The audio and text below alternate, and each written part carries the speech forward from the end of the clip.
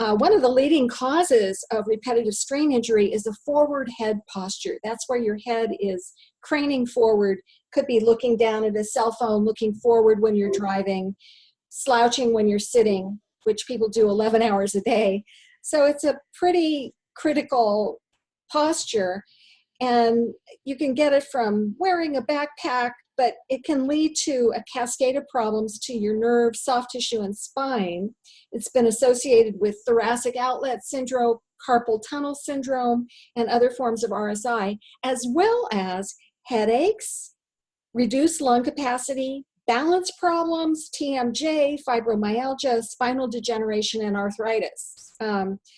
So here to explain why forward head posture is not such a great idea is Dr. Nik Vizniak. And he's a perfect person. He's written many books, one of which is this great book on anatomy. And he's going to explain how the anatomy and forward head can be deleterious to your health. Well, we were talking earlier about this recent controversy about cell phone horns, and there was a doctor, I think it was an Australian doctor, who noticed that young people were getting overgrowths in the bony part of their lower skeleton in the back, and he associated that with cell phones because people text and look down. And there was some controversy about this article. People were criticizing the study as not the best science in the world. But I think that even though maybe the study wasn't the best science in the world, forward head posture is not a good plan. And that's what I'm hoping you can talk and tell our viewers about today. Yep, absolutely. And it's one of the biggest things. The article actually did bring up a lot of good points. I saw it making its rounds through social media and all of those good places. And it does make you think about the issues that you might be facing as a patient or just a consumer of all of our digital media that we see throughout the environment today. Now, the issue with these horns is generally horns or like little bony growths tend to form where tendons pull a little bit more. So you might have a heel spur on your ankle or around your calcaneus, or you might see osteophyte formation around the lumbar spine. These are normal things that happen as you get increased wear and tear. The connection to head forward posture is questionable at best, but the head forward posture we do see, like you mentioned at the very start, is associated with many conditions. And if we get into the basics of it, the main thing that you want to be associating this with is what we're going to call an upper cross syndrome. And the best way to explain is always just to demo it. So if I have my normal posture where I'm to the side like this, and then I start to work and the day goes a little bit longer, and this little thing called gravity starts to work on me as I get more and more fatigued, your muscles become a little bit more tired, and we tend to rest in a more ligamentous or relaxed position. So if you notice me in this position, number one, first impact, what do you think on how that looks? It hurts me to look at you, Nik. I know, right? And it hurts me to do this and show it to people. But when you are doing this, you've got to visualize that all the muscles at the back and all the soft tissues there are getting shortened and tighter. All the tissues at the front are being stretched out. And it doesn't just start up here in the neck. It actually carries down into your shoulders. The other thing that happens is your shoulders roll forward. So you wind up with this, what we call an anterior head carriage and forward rolled shoulders. If anybody's watching this, get into this position and try and take a deep breath. Deborah, I will challenge you right now. You can't. Okay? Get in that position, take a deep breath, and it's like you can feel yourself almost gasping for air. But as soon as you go ahead, roll the shoulders back, bring the chin back up, and find yourself in a more neutral position. Number one, it looks way healthier because it is. And number two, now take a breath, and you can see how you can feel your lungs.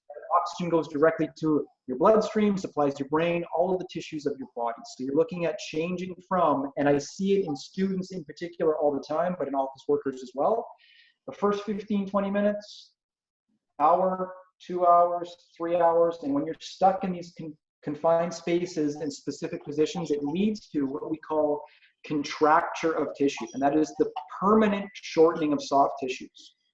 So we're here talking about soft tissue injuries. Well, a soft tissue injury doesn't just have to be a big sprain or a hard hit of a bruise or something like this. Slow changes over time can have huge effects on the way your body moves. Now, a simple correction for this, and maybe a good place for us to go, I was going to save it for the end, but we might as well get it out right now. The posture that I teach, and it's also in the muscle manual there as well, it's in the end, last chapter, it's called Brugger's posture. So if you look at yourself in this position, hunched over, you simply want to reverse these curves. So number one, chest comes up and out. Number two, shin tucks back. And number three, you take your arms and you externally rotate them out to the side. And when you do this, it looks goofy. Okay, I always tease people when I'm teaching it to them because you get this double or triple neck right here, but that's okay. Okay, so you get up back into this position right here, tuck your chin all the way back, and you do this hold for 10 to 15 seconds, and then come out of it.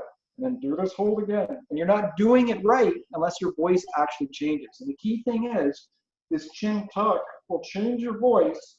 In yoga, we call it Jalandhara Bandha, or a throat lock, but this change takes these muscles that are shortened that could be causing you muscle tension headaches and all kinds of other issues around your neck and lengthens them out a little bit. So if you're looking at these postures, head forward posture absolutely is becoming catastrophic. The other variation of it you see, and it's also in the text there as well, is it's not just head forward, it's down at my cell phone like this. So here's my phone, and I'm leaning forward like this, and somebody calls you, you gotta look up. And so they look up in this position right here. We were in Las Vegas recently, and I couldn't believe it. I feel like people are developing more flexible necks on the base of their spine, because there were some people, you looked at them from the back, and they didn't look like they had a head. They were so bent over their phones, right?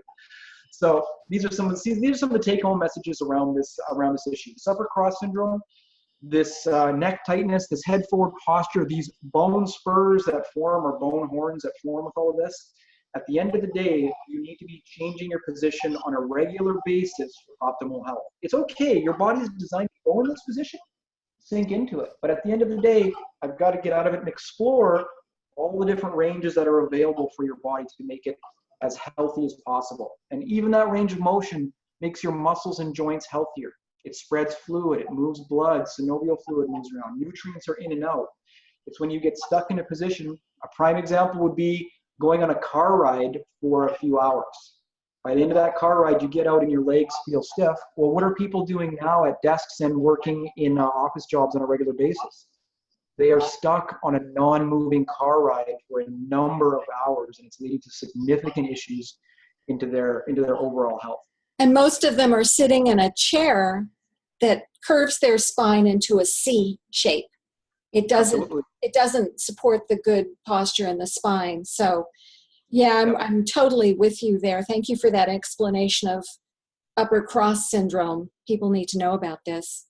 But in terms of the upper, how the neck posture is connected with the arm posture, can you talk a little bit about that? Yeah, absolutely. A lot of people don't make that connection and realize that the nerves from your neck, which is called from your brachial plexus, runs out and supplies the nerves of the upper limb. And that's both sensory, so how your skin feels things, and motor, how your muscles contract, as well as a sympathetic nervous and parasympathetic nervous system as well. It's all controlled by nerves that are coming out of your neck and other regions in this area. So if I wind up being in this long held posture, especially with extension, it takes your spine, and I think I might have a spine model. These are lumbar vertebrae, but kind of shows you the same thing. It takes your spine, and if I extend back, it pinches the nerves a little bit more and loads onto the facet joints that we have here at the back. And this excessive loading over time can lead to neurologic issues potentially further down the kinetic chain. In extreme examples, we see this amplified as somebody who has a disc herniation of the cervical spine, or severe osteoarthritis can also cause it as well, but that is a more permanent structural change that you're looking at versus the soft tissue changes. That the beautiful thing is you can influence, you can change the flexibility of your soft tissue by just flexing your neck, extending your neck, chin forward, chin tuck. All of this makes a huge difference and the overall ability for a patient to maintain healthy biomechanics. A lot of people get very confused because they ask me, why is my physical therapist working so much on my neck when I have carpal tunnel syndrome? Because they don't understand that the nerve that nourishes the wrist it starts here. Oh yeah, absolutely. And this is one of the key things we teach to our students at our seminars in the colleges that I teach at. Basically, if somebody comes in and they have numbness and tingling in their hand, you have to check that nerve pathway along its entire chain to make sure there are no sites of compression on it. And that starts in the neck, but then would come out here into the scalenes, could come into the clavicle, pectoralis minor, and then run all the way down. Forearm muscles can cause issues. even into the carpal tunnel itself. If you really want to get into this, you can see that there are actually carpal tunnel release surgeries that are done that are not successful because it was a misdiagnosis of carpal tunnel syndrome when the problem was really further up here. And the simplest answer is go and see your local healthcare professionals who should be able to walk you through that. And I always suggest, even for my own patients, get a second opinion. Okay, everybody can make mistakes and have a good day or a bad day. Always get a second opinion and make sure that your therapists or physicians are explaining things to you in a language that you can understand. Yes, I'm totally with you there. I've heard several stories myself, more than several stories myself, of people having unnecessary carpal tunnel surgeries, releases, because the doctor didn't look or didn't know to look further up the chain. And hopefully this will help people understand that, it really can start in the neck. Yeah, absolutely. Yeah, and that's the other thing too, is as I feel like the biggest part you can do for even what you're doing, why I like your radio show so much and the video show that you're offering, is education is key for everyone. The more that you know, the more that you have good resources that are based in science, that have a heavy anatomy background, as I always put things back to, you can't really argue with the anatomy. Studies you can say, what was your patient population? But the anatomy is pretty well understood, even though there are anatomical variations. But it is core fundamental science that you have to work around first and then take layers out beyond that once the simpler things don't make sense. And it's all connected. I mean, even the shoulder blades, because that upper cross syndrome, that hunched position means that the scapula are widening and the rhomboids are weak. So maybe you can talk us through a little bit about that process as well. You called it, that is exactly right. So if you want an exercise for it, something as simple as a row where you're pulling from here and then straight back and bringing your shoulder blades back and down is the key thing. Okay? There's a couple of things we can do around this. So number one, as I lean forward, the word I brought up before was contracture. So the contracture is happening with the soft tissues across the front. Well, if you look at most lifting bros, if there's any lifting bros watching this, what do the lifting bros do? They tend to work out their mirror muscles. And people always ask, well, what's a mirror muscle? It's only the muscles you see in the mirror, yo. Okay?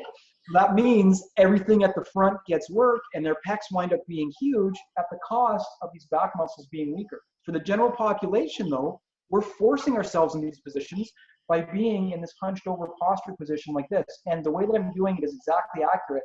Shoulders forward, and people bring them up like this. It's a joke we cue in our yoga classes is shoulders aren't earrings. What should you do with them? Okay? That's a good one. Right? So when you're forward like this position right here takes your rhomboids, it takes your scapulas that work together, pulls them apart. And when it pulls them apart and you hold that position for a long period of time, your nervous system recognizes that as the normal position.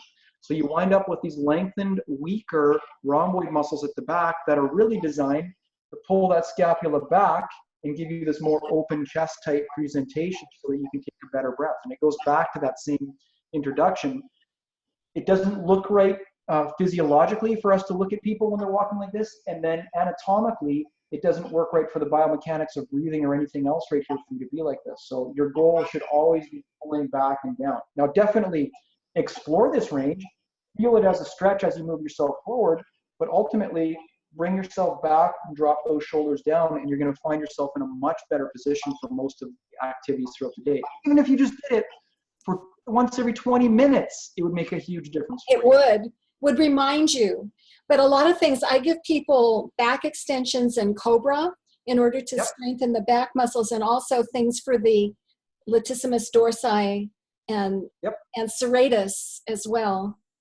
Absolutely. To help strengthen those, to hold the shoulder blades in that nice open position so that this isn't pressing on the nerves and ruining things down the road. Yeah. Totally, Deborah. You really hit a good point right there. What happens for a lot of people is they get stuck on one side of the coin. So if all I did was stretch out the front, that's great. That's half the battle. But you also need to strengthen the back up as well. So you wind up coming at this from two sides or three different sides so you can get a better balance and movement overall. Yeah, well, I mean, you started out with the neck, strengthening the back of the neck so that the head can remain on top of the spine. But I think that my anatomy teacher, when I was in training, said do 3 times the amount of work on the back that you do on the front to compensate for all the forward stuff that people are eating, driving, everything's in front of us, so we don't get enough work on the back. That's excellent advice. I even got a couple of bodybuilder patients that we treat, and it's the same thing. These guys say they don't actually work their chest out that much because it responds so rapidly. It's more, they have to do more of the pulling actions to get a better balance. And if elite level bodybuilders are working like this, it tells you there must be something right that we can carry forward to the general population for overall muscle balance as well, right? The other thing I used to tell when I was working in a gym, I used to tell my male clients, they wanted to look big. And I'd say, square your shoulders. Immediately, they look bigger rather than bigger. They're there. They look stronger. So that helped convince them to work on their back a little bit. You're totally right. I mean, if you want to get into physique competitions and everything like this, you can flex like this, or your scapulas can come out to the side and you can flex. And this makes you look about that much wider on either side. So this is what they want, right? You want a narrow waist up to a wide V taper into the lats. That's what you're looking for. Yeah. But there's other things that can happen from this forward head posture. Can you talk a little bit further down the road in terms of the upper arm, the elbow, the forearms, that kind of thing? Yep. If you look at a basic anatomy course or any anatomy text, they'll show you that the skeleton contains an axis of movement in the center, and then there's an appendicular skeleton out at the side. So generally, the center of our body is designed to be a stable thing that we can move around and then go out and manipulate the environment or reach whatever we have to reach. If you're looking at this head forward posture, so if I'm head forward like this, and you can't see it fully on that screen, but what you're doing is you're actually changing the biomechanics all the way up and down your body. So even your center of gravity is off a little bit, all of this changes. And as you progress down, because we're just looking at the upper limb right here, if I'm leaning forward like this, and I have a little bit of compression of a nerve right here, but it's not a big issue, no problem. But what if I have a little bit of tightness here, and then a little bit of tightness in my scalenes, and a little bit of tightness in my flexor digitorum profundus and superficialis or pronator teres? All of these are sites where one of the 5 nerves that runs down your upper extremity, called the median nerve, could be impinged. And that impingement over long term, if you have an extreme example of it, can lead to atrophy of muscles, where the muscles themselves actually get smaller. In the shorter term, it can lead to a little bit of weakness. It can lead to changes in dexterity and how well you move. And all of these are effects that can be traced back to, potentially, into the cervical spine itself. Okay, if you're doing a good job, any therapist or doctor that you see should be checking the entire chain all the way up and down. One of the things we standardly teach our students, you've got a neck problem, you need to look at the entire upper extremity. You've got a low back, lumbar problem, you've got to look at the entire lower extremity. Thank you for saying that, Nick, because I tell people that a good RSI exam is from the tip of your shoulder blade to the tip of your fingers. And it includes the neck, because this is the hand, the arm. People think of the hand, but it's not separate. It's the entire upper extremity. So I'm happy you said that. You also said something earlier that I really liked about the forward head affecting your balance, because you see a lot of elderly people, and now I'm seeing a lot of 20-somethings who look like they might be about 85 because their head is so forward. And I don't think they really fully grasp that this may not be so easy to change in a few years. You are bang on here. Okay, so you can read all the studies you want. You can read thousands and thousands of articles like I do every year. I'm going to give you an example from my own life right here. I have to apologize if my mom is watching this, but she gets it because she was there for it. So one Thanksgiving, my sister, my mom, my aunt, and my grandma were all standing at the same counter together. Okay. And I'm 6 feet tall. I think my aunt is just 5'11". Like they're relatively taller on the on the population-based averages there. But this is what it looked like, and this is no exaggeration. My sister, my aunt, my mom, my grandma. Okay? Oh. You can see these postures going through the age group right here. If my dad's watching this, sorry, Dad. My sister moves exactly like my dad. He walks around like he's a strong guy, really strong back, but he walks around with this huge kyphotic curve. Well, if you hold your body in these positions, it starts to recognize them as the normal position. So your soft tissue on the back stretches out a little bit more. Your soft tissue on the front gets into a little bit more contracture. And over time, you're absolutely right. It does become way more difficult to change these positions.